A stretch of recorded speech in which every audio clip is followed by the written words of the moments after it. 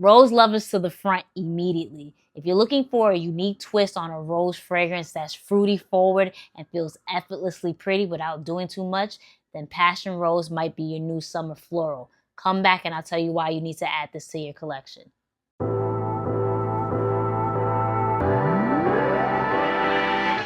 What's up, everybody? Welcome back to a brand new video, Smell Good with Jenna. I'm, of course, Jenna. Thank you so much for stopping by. If you're into fragrance reviews, fragrance layering, and just smelling like you got your life put together, then you know what you got to do.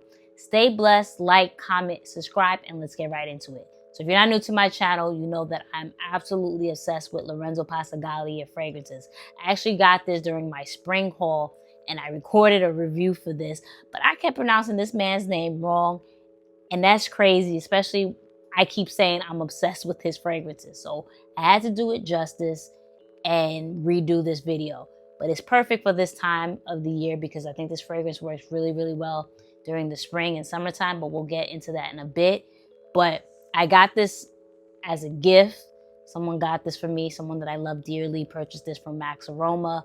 And I was excited because I've been collecting Lorenzo Pazzaglia's fragrances like Infinity Stones. I think I'm Thanos up in here. But this caught my attention because the initial spray of this fragrance opens up with a sweet passion fruit. And anyone that knows me knows that I love passion fruit. Like, we go together like this, son. Like this. It's just a beautiful, playful, flirty type of fragrance that I knew I wanted to dive into the warmer seasons. And here we are. And we're talking about it. So I'll put the notes on the screen. I'm not going to mention all of them just because Lorenzo Pazzaglia puts about 255 million notes in his fragrances, and we don't got time for that. But I will mention some of the main notes that we have are passion fruit, Bulgarian rose, and damask rose. Like I mentioned earlier, this fragrance opens up with the initial splash, if you will, of passion fruit. It smells like passion fruit soda, and I absolutely love passion fruit, but when I say splash, it's literally a splash because it's literally here for a good that's how you say it, right? Good time, here for a good time, but not for a long time. I always mess up sayings. Don't judge me. Let's just keep rolling, right? But yeah, it's not here for a long time, but it's there. And then it dries down to that rose where it's dewy and fresh, and it almost smells like it's, instead of missed by rain or something like that, it's been missed by passion fruit. It's really, really gorgeous. And then you still get the fruitiness of black currant that's in there, so it maintains that fruitiness. It's just super gorgeous, playful, flirty. I know there's notes of oud and leather, but I don't really detect that at all. Normally, I'm used to Lorenzo Pazzaglia fragrances being heavy in beast mode, but you can't really detect that argud or that leather. And then even with the woodsier notes in there, I think it's just there for like a subtle cushion, if you will. Don't really get that. This one is just a fruity floral dream that's absolutely gorgeous. And again, it's just not doing too much. So Passion Rose is that fragrance that you wear during a daytime outing, like a picnic, a brunch, or even a daytime date. You wear this during the warmer parts, and I emphasize warm because for whatever reason, spring did not make an appearance this year. It literally went from winter to summer, respectfully. Actually, disrespectfully, because it was really cold a couple of weeks ago. But with that said, you wear this during the warmer parts of the spring and into the summer. It's almost romantic, that vibes you get with this. You throw this on for a date where you're not taking things too seriously. You're just trying to see what the vibes are, and again, being flirty and whatnot.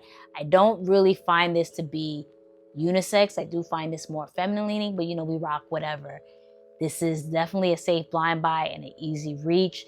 In regards to performance and longevity, I was surprised by this one just because, as I mentioned, in Lorenzo Pazzaglia fragrances, you typically would find oud, and they're typically beast fragrances. I didn't find this one to be a beast, and I was a little saddened by that because that's what I'm used to. And that's what really caught my attention with his fragrances. But I didn't get the beast mode vibe from this. I think this is, I don't want to say subtle, but it really doesn't do much in the sense of you won't choke anybody out. I think it really is a playful, flirty, chill type of fragrance that you're going to probably get about 5 to 6 hours longevity wise. There might be a slight trail, but again, nothing that's too beast mode. But it really is a gorgeous fragrance that one should check out. Okay, so let's get into the layering combo. You know, I always start with an unscented soap. Then we use from Bath and Body Works there. I don't know why I did that, but we use their Bahamas passion fruit and banana flower just to get that passion fruit going. Because as I mentioned in Passion Rose, it's not really prominent, so I wanted to give it that little push. Then we have from Tree Hut their Passion Fruit Soul Shea Sugar Shrub. Again, get that passion fruit base going. Then out of the shower, I use Skin Potions Costa del Sol Triple Butter Body Butter and also the matching oil. I think this is really, really exotic and tropical. Gotta be careful, so don't spill it on myself. But yeah, I really think this is exotic and unique. It has passion fruit and Tahitian moni.